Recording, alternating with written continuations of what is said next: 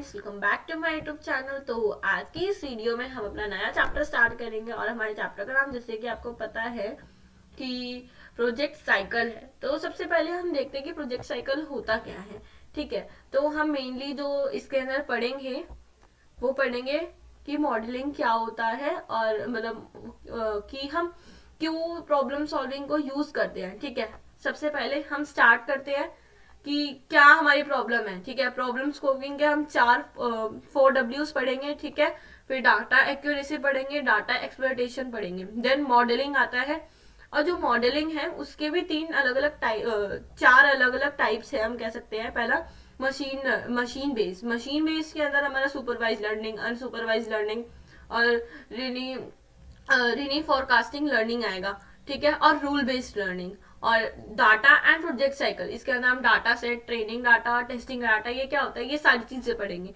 ठीक है, तो अब हम अपना आगे चलते हैं कि सबसे पहले देखते हैं कि हमारा प्रोजेक्ट साइकिल होता क्या है। Project cycle is a step by step process. Project cycle जो है वो स्टेप बाय स्टेप प्रोसेस है। ये क्या करता है, हेल्प करता है प्रॉब्लम को सॉल्व करने में। ठीक है, किसी साइंटिफिक मेथड से and drawing inference about them, कि उनके बारे में हमें अवेयर करता है कि हमें किस तरीके से उन चीजों को यूज करना है। ठीक है, देन आगे देखते हैं हम अपना कि उसके आगे क्या है। इसके बाद है components of project cycle. Project cycle के क्या क्या कंपोनेंट्स है, अब हम वो देखते हैं। तो components of project cycle are the steps that contribute completing the project. Project cycle के स्टेप्स वो होते हैं जो हेल्प करते हैं, ऐसे स्टेप्स जो हमारे को हेल्प करते हैं हमारे किसी भी प्रोजेक्ट को कंप्लीट करने के लिए। ठीक है, देन आता है components of project cycle. Project cycle के कंपोनेंट्स क्या है, जैसा हमने पीछे अभी स्टार्टिंग की स्लाइड्स में, इस स्लाइड में देखा कि कंपोनेंट ऑफ प्रोजेक्ट साइकिल क्या होते हैं। सबसे पहले यहाँ पर क्या आता है कंपोनेंट्स ऑफ प्रोजेक्ट साइकिल में, प्रॉब्लम स्कोपिंग। प्रॉब्लम स्कोपिंग में क्या करते हैं, हम अंडरस्टैंड करते हैं प्रॉब्लम को कि एक्चुअली हमारी प्रॉब्लम जो है वो क्या प्रॉब्लम है। ठीक है, देन उसके बाद हम क्या करते हैं, उसके बाद हम डाटा एक्वायर करते हैं। एक्वायर मतलब डाटा को कलेक्ट करते हैं। ठीक है, डाटा एक्सप्लोटेशन, ये सारे हम कह सकते हैं कि स्टेप्स है किसी भी प्रॉब्लम को सॉल्व करने के लिए। डाटा एक्सप्लोटेशन को हम क्या करते हैं, अरेंज करते हैं डाटा को यूनिफॉर्म वे में, मतलब प्रॉपर वे में हम उसको डाटा को अरेंज करते हैं। देन मॉडलिंग, हम मॉडल को क्रिएट करते हैं किसी भी डाटा के। देन इवेल्युएशन, इवेल्युएशन एक प्रोजेक्ट है, इसका एक हमारे पास 10th क्लास में सेपरेट चैप्टर है इवेल्युएशन के नाम से, तो इसे हम वहां अच्छे से डिटेल में पढ़ेंगे। देन फर्स्टली हम देखते हैं प्रॉब्लम स्कोपिंग होता गया। Problem scoping, understanding a problem, problem को अंडरस्टैंड करना, फाइंड आउट वेरियस फैक्टर्स, और अलग अलग फैक्टर्स को देखना कि उनके अंदर क्या क्या प्रॉब्लम जो है उसे अफेक्ट कर रही है। और हम कह सकते हैं डिफाइन द गोल और एम ऑफ प्रोजेक्ट, की गोल क्या है प्रोजेक्ट का या फिर उसकी एम क्या है। प्रॉब्लम स्कोपिंग हमने यहाँ पे देख लिया, 4W हमने बताए थे। सबसे पहले वू, व्हाट, वेयर, वाई। ठीक है, इसको हम आगे डिटेल में पढ़ेंगे। अब देखते हैं हमारे सस्टेनेबल डेवलपमेंट गोल्स क्या है। Develop for the present without exploiting the resources of the future. मतलब हमारा सस्टेनेबल डेवलपमेंट एज विल सबको पता है कि हम अपने फ्यूचर रिसोर्सेज को इजी लैंग्वेज में बोले कि अभी प्रेजेंट में हम रिसोर्सेज को यूज करें और उसको अपने फ्यूचर के लिए भी बचा के रखें, ना कि अभी सब कुछ खत्म कर दे। तो यूनाइटेड नेशन ने कितने 17 सस्टेनेबल डेवलपमेंट गोल करे हैं और इसका एम है, इसका जो एम है वो हमें अचीव करना 2030 तक। ठीक है, देन प्लेज ली गई थी members of nation of UN, United Nation के। ठीक है, देन यहाँ पर कुछ पॉइंट्स बातें लिखी हम देख लेते हैं। Sustainable development goals also known as global goal, कि इसको हम अदर नाम ग्लोबल गोल भी बोल सकते हैं। Were adopted all United Nation, हर एक यूनाइटेड नेशन के थ्रू अडॉप्ट करा है। इसमें member states in 2015 as a universal call to action to end poverty. इसका मेन मोटिव हम कह सकते हैं कि है कि हमें पॉवर्टी, गरीबी को हमें खत्म करना है। प्रोटेक्ट द प्लांट्स, और हमें अपने प्लांट्स को बचाना है और इंश्योर करना है कि हर एक इंसान अच्छे से पीसफुली और प्रोस्पेक्टिवली लाइफ को जी रहा है। देन ये हमारे कुछ 17 गोल है। पहला नो पॉवर्टी, दूसरा zero hunger, good health and well being, quality education, gender equality, clean water and sanitization, affordable and clean energy, detect work and economic growth, industry, involvement, and infrastructure required in inequalities.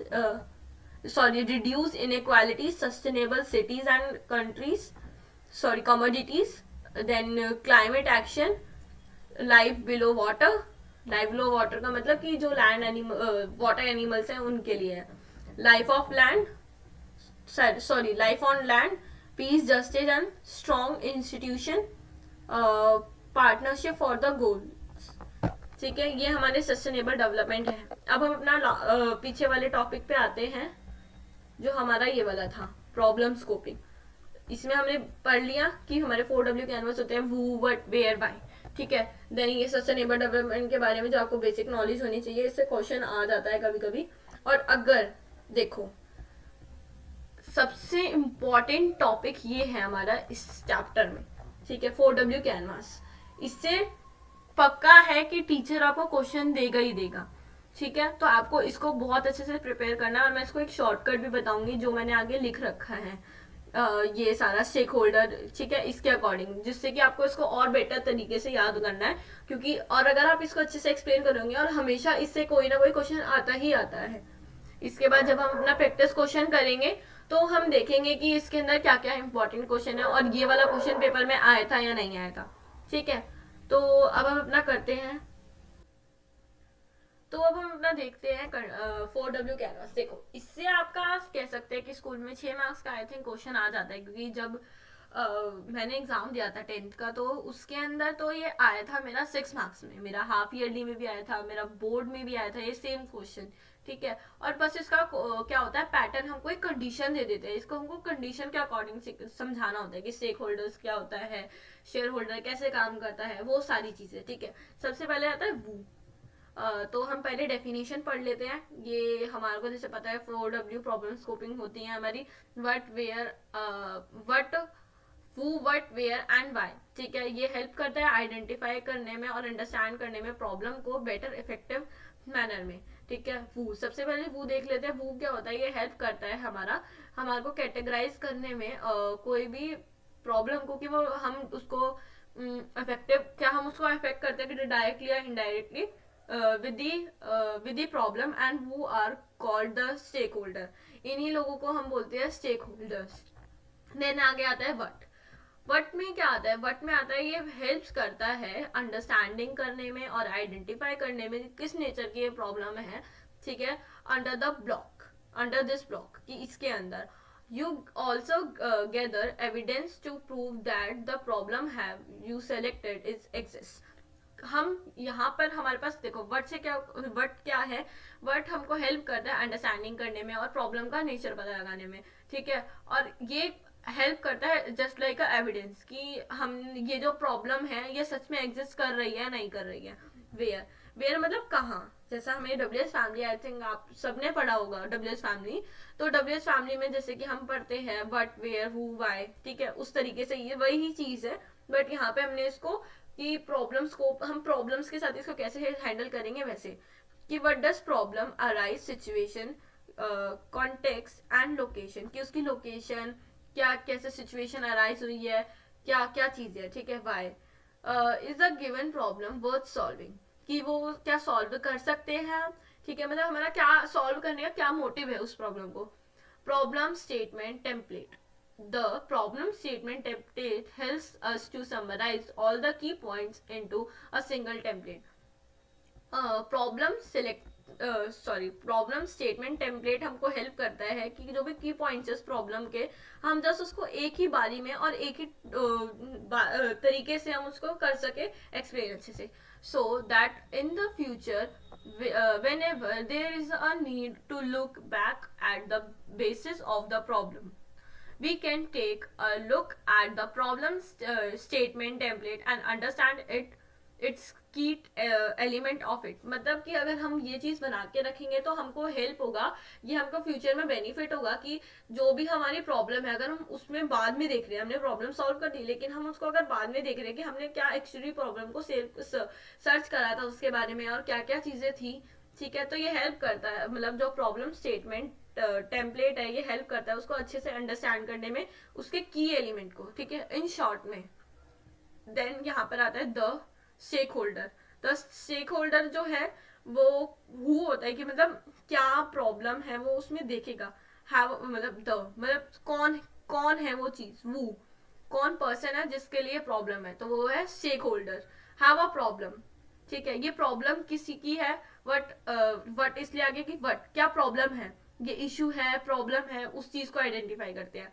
Where where मतलब when और while दोनों आ जाएगा, मतलब कहाँ पे हुई है और क्या चीज है, लोकेशन पता होनी चाहिए उसके लिए हमें। जैसे पहले में हमारा हो गया stakeholder, issue, problem, then context क्या है, क्या सिचुएशन है, लोकेशन बताओ इसकी कि जिससे कि हम लोग आराम से उसको समझे।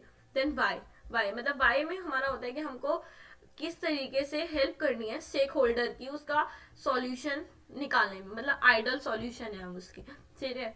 अब आता है डाटा एक्विजिशन। डाटा एक्विजिशन क्या है, ये एक ऐसा प्रोसेस है जिसमें हम कलेक्ट करते हैं एक एक्यूरेट डाटा को, ठीक है, जिसकी वजह से हम कह सकते हैं कि हेल्प कर सके किसी भी मॉडल की कि वो किस तरीके से काम करेगा, ठीक है। तो यहाँ पे आप इतना सिर्फ याद रखो, ये डाटा एक्यूरेशन का मतलब होता है एक ऐसा प्रोसेस है जिसमें हम डाटा को एक्यूरेटली कलेक्ट करते हैं, ठीक है। देन यहाँ पे इस डाटा फीचर्स क्या होता है, डाटा फीचर्स का मतलब होता है कि refers to the data type of the sorry यहाँ पे दैट आएगा, that type of data refers to that type of data you want to collect। ये उस तरीके का डाटा फीचर वो होता है कि ऐसा डाटा जो हमें कलेक्ट करना है, ठीक है। यू वांट टू कलेक्ट लिखे ना, मतलब कि हमें जो डाटा कलेक्ट करना है। तो यहाँ पर हमारा इसके अंदर दो टाइप्स आते हैं जैसा कि हमने आगे पीछे देखा था। मैं एक बार चल लेती हूँ आपके पास, जिससे कि हमको जब हमने जो माइंड मैप की तरह एक पूरा देखा था वो, ठीक है। डाटा एंड प्रोजेक्ट साइकिल, इसके अंदर हमारा training data, testing data, data set तीनों है। तो ये आपने देख लिया, अब हम आगे करते हैं हम अपना कंटिन्यू। तो यहाँ पे टेस्टिंग, ट्रेनिंग और टेस्टिंग सेट है। ट्रेनिंग सेट क्या होता है, इसमें क्या होता है, यहाँ पे ट्रेनिंग मॉडल का हम यूज करते हैं और टेस्टिंग में हम टेस्टिंग मॉडल को यूज करते हैं आफ्टर उसको ट्रेनिंग देने के बाद। मतलब पहले ट्रेनिंग देनी है, देन उसके बाद हमें उसकी टेस्टिंग करनी है। जैसे आपके स्कूल में टीचर्स पेपर लेते हैं तो क्या करते हैं, पहले आपको सारे कॉन्सेप्ट समझाते हैं, तो वो आपको ट्रेनिंग प्रोवाइड कर रहे हैं। देन आपको अंडरस्टैंडिंग के बाद आपकी वो आपका टेस्ट ले रहे हैं जिससे कि उनको पता चले कि आप कौन सी पोजीशन पे हो। अब इसका साइज क्या होता है training data, it is allocated bigger than testing data and constitutes, ठीक है। ये बड़ा होता है किससे, टेस्टिंग डाटा से, ठीक है। अबाउट कितना, 7 to 80%। देन जो ट्रेनिंग सेट होता है, ठीक है, वो स्मॉलर होता है टेस्टिंग डाटा से, कितना, 20 to 30%। देन बिग डाटा क्या होता है, बिग डाटा अगर आपको बिल्कुल डिटेल में पढ़ना है तो आप इसको कह सकती हूँ मैं कि आप इसे 11th क्लास में पढ़ेंगे अगर आप आईपी या सीएस लेंगे, ठीक है। तो बिग डाटा क्या होता है, ये इंक्लूड करता है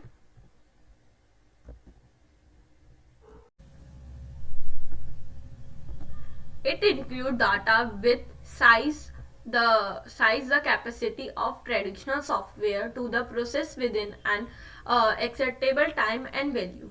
The main focus is on unstructured type of data। देखो बिग डाटा के अंदर क्या क्या होता है, वॉल्यूम, वेराइटी और वेलोसिटी। वॉल्यूम क्या होता है, अमाउंट ऑफ डाटा, प्रोडक्ट, ठीक है, प्रोडक्ट का सॉरी अमाउंट क्या है किसी भी प्रोडक्ट के डाटा की, वो मैनेज वो करता है। ये एक टाइप ऑफ डाटा प्रोड्यूसर है, ठीक है। देन ये स्पीड को हैंडल करता है, इसकी वेलोसिटी।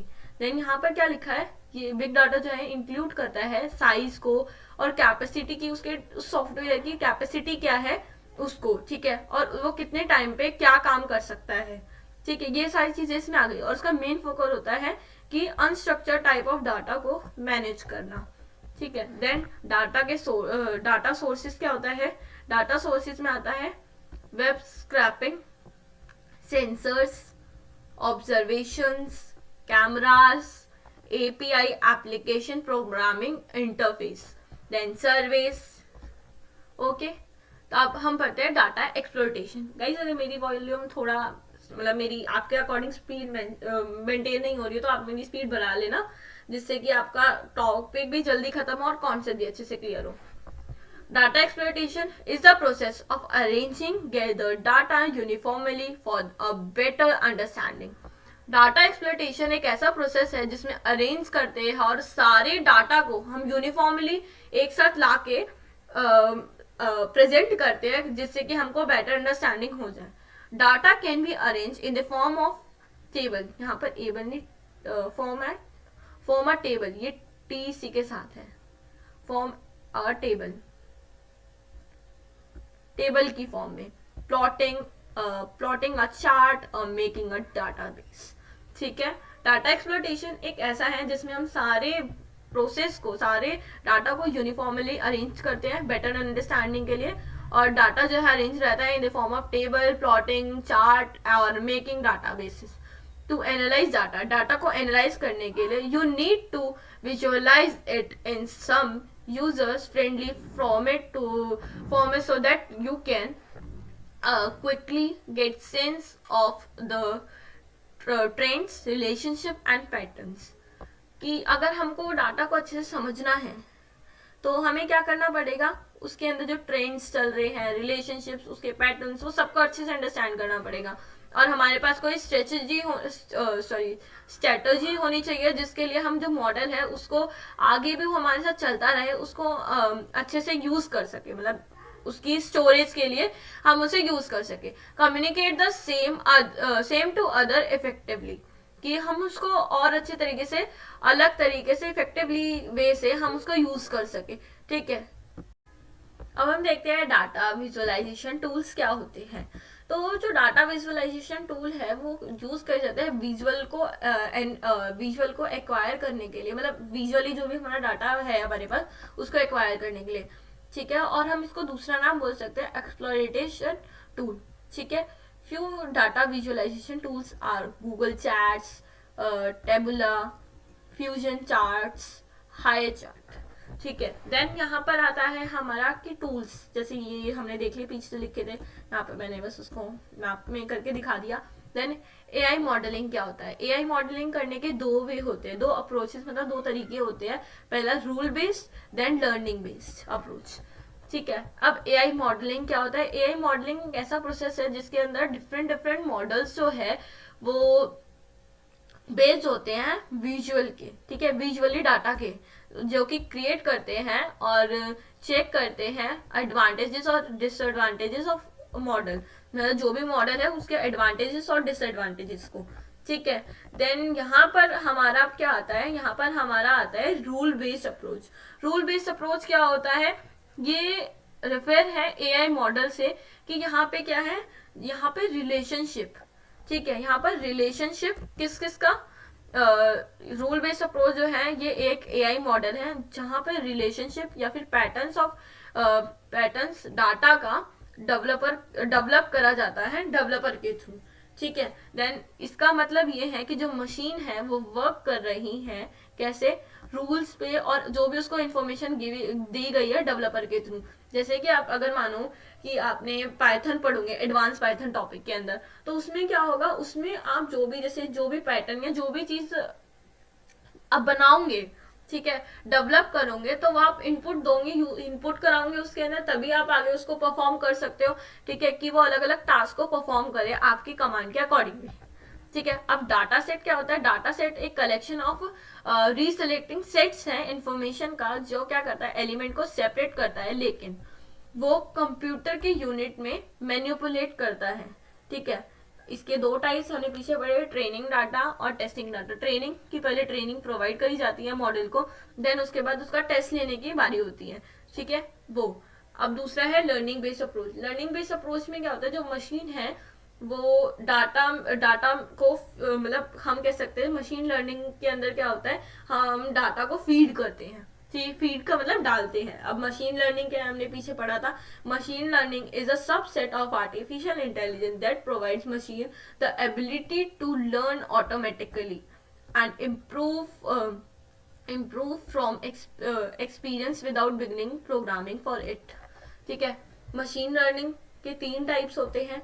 पहला है सुपरवाइज्ड, अनसुपरवाइज्ड, 3 नहीं हम 4 कह सकते हैं, इसको 4 कर देती हूँ मैं, सुपरवाइज, अनसुपरवाइज और सेमी सुपरवाइज और रेन फॉरकास्टेंट लर्निंग। ये जो है हम इसको अलग अलग भी पढ़ सकते हैं, बट दोनों में जस्ट मीनिंग सेम है, तो हम इसको और करके पढ़ लेते हैं, ठीक है। तो इसको इसलिए मैंने तो 3 करा है यहाँ पे। सबसे पहले मैंने सुपरवाइज यहीं पे समझा दिया। सुपरवाइज की 2 कैटेगरी होती है, एक तो क्लासिफिकेशन और रिग्रेशन। सुपरवाइज लर्निंग जो होते हैं, यहाँ पे कंप्यूटर के एल्गोरिथम्स को ट्रेन करा जाता है डाटा को इनपुट करने के लिए, और वो लेवल करता है, मतलब आउटपुट प्रोवाइड करता है, ठीक है। हियर क्लासिफिकेशन, क्लासिफिकेशन क्या होता है? क्लासिफिकेशन का मतलब क्या होता है, जो डाटा है वो कैटेगराइज करा जाता है अलग अलग डिफरेंट लेबल्स में, और कुछ पैरामीटर्स होते हैं इनपुट के जो कि लेबल करे जाते हैं किसके थ्रू? डाटा के थ्रू। एग्जाम्पल, जैसे कि हम प्रिडिक्ट करते हैं कि हमने एक to predict which of them is apple and banana, predict करा हमने डाटा को, ठीक है। यहाँ पर मान के चलो हमने प्रिडिक्ट करा ये एप्पल्स हैं, ये बनानास है, ठीक है। तो हमने यहाँ पे क्या करा? प्रिडिक्शन करी। यहाँ पे हमने क्लासीफाई करा 2 अलग अलग चीजों को। देन रिग्रेशन क्या होता है? रिग्रेशन एक टाइप है सुपरवाइज लर्निंग का, जो यूज करा जाता है किसी भी वैल्यू को कंटिन्यूस रखने के लिए। एग्जाम्पल, हमने प्रिडिक्ट करा कि predict which of them is Apple और बनाना, कि हमने प्रिडिक्ट करा या तो ये एप्पल है या फिर ये बनाना है, ठीक है। देन दूसरा एग्जांपल देखते हैं, to predict your next salary, अपनी नेक्स्ट सैलरी को प्रिडिक्ट करा प्रीवियस वाली सैलरी से, तो ये एक हो गया ट्रेन मॉडल, ठीक है। ये भी एक मॉडल हो गया। यहाँ पर क्या है? डाटा जो है फीड करा जा रहा है मशीन के अंदर कंटिन्यूसली, ठीक है। अब दूसरा हम देखते हैं, ये आपने देख लिया इसका, कि यहाँ से मशीन में डाटा जो है वो प्रोवाइड करा जा रहा है। सुपरवाइज लर्निंग, सुपरवाइज हमने पीछे पढ़ लिया, अब हम पढ़ते हैं अनसुपरवाइज लर्निंग। अनसुपरवाइज में डाटा जो है लेबल नहीं होता, ठीक है। ये क्या होता है? ये लर्न करता है अपने खुद, अपने आप ही, और कलेक्ट करता है सेट ऑफ डाटा को, ठीक है। सेट क्रिएटेड इट्स ओन, अपने आप ही करता है और अपने आप ही लेबलिंग करता है उसको। देन कुछ इंपॉर्टेंट पॉइंट्स गाइस, ये वाला फॉर्मेट जो है मैंने देखा होगा आपने कि एक वेबसाइट से लिया है, तो ये जस्ट फॉर आपके रिवीजन के लिए कि इंपॉर्टेंट पॉइंट्स कौन कौन से हैं। देन पहला, अनसुपरवाइज लर्निंग जो है वो अनलेबल डाटाबेस होती है। इसका मतलब क्या होता है? जो डाटा होता है वो फीड करा जाता है मशीन के अंदर रेंडमली, ठीक है। ये पॉसिबल होता है किस तरीके से? जैसे कि कोई पर्सन है, उसको हमने ट्रेन करा जो does not have any information regarding it, जिसके पास कोई इंफॉर्मेशन नहीं है इसके रिगार्डिंग, तो अनसुपरवाइज लर्निंग में आ गया वो। अनसुपरवाइज लर्निंग क्या है? ये आइडेंटिफाई करता है रिलेशनशिप्स को और पैटर्न्स और ट्रेंड्स को, ठीक है, डाटा के अंदर जो भी हमने फीड करा है। It helps the user in understanding, help करता है कैसे कि डाटा किस चीज के बारे में है और क्या उसके मेजर फीचर्स है जो भी मशीन्स के अंदर डाले गए हैं वो।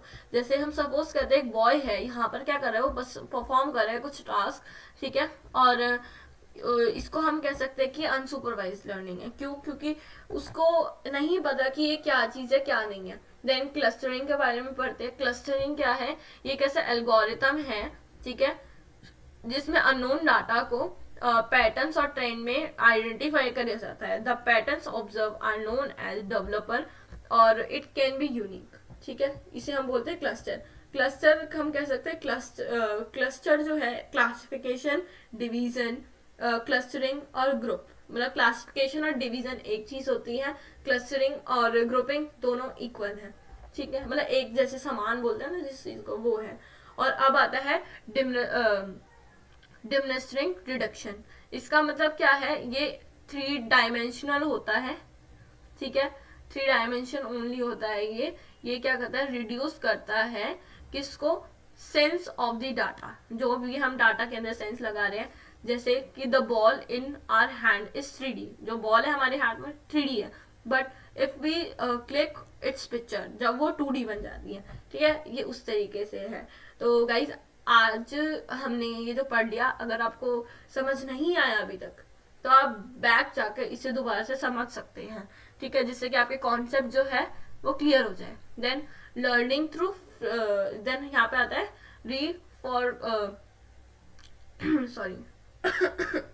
रीफॉर्मेशन लर्निंग, ठीक है, अब इससे देखते हैं हम ये होता क्या है।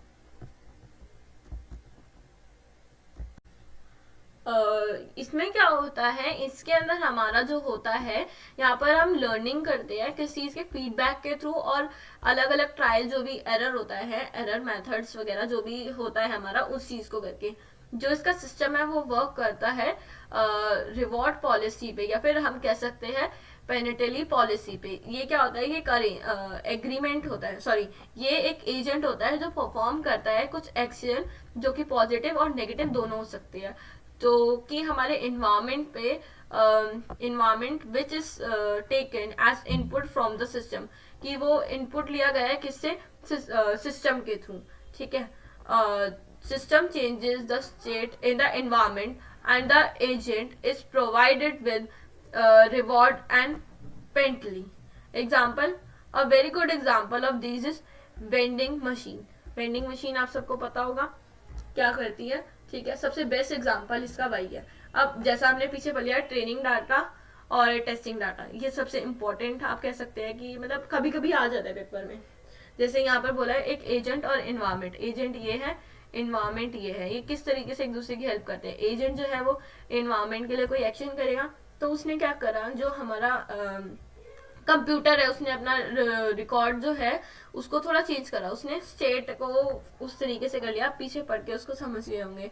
और डायग्राम, अगर उससे नहीं समझे तो आप डायग्राम से और अच्छे से समझ सकते हैं। अब इवैल्यूएशन, इवैल्यूएशन एक ऐसा प्रोसेस है जिसमें हम अंडरस्टैंड करते हैं कि हमारी क्या लायबिलिटी है ऑफ एनी एआई मॉडल पे, based on output by the feeding testing data. उसके अंदर हम टेस्टिंग डाटा को फीड करते हैं और the model and comparing it with actual answer. हम इवैल्यूएशन का मतलब होता है अंडरस्टैंड करना, और उसको हमने जो भी चीज लिखी है, जैसे मान को चलो आपने क्वेश्चन का आंसर लिखा और जो आपकी टीचर ने उसका आंसर प्रोवाइड करा, तो आप उस अपने आंसर को एक्चुअल आंसर से कंपेयर करो जो आपकी टीचर के थ्रू गए हुए हैं, ठीक है।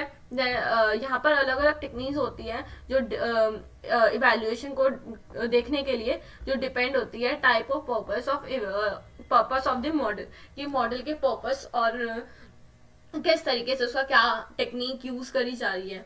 तो अगर हमको अच्छे से उसको समझना है तो हम लोग यूनिट नंबर 7 इवैल्यूएशन चैप्टर में इसको अच्छे से समझ सकते हैं। तो गाइस आज के लिए सब इतना ही, बाय बाय।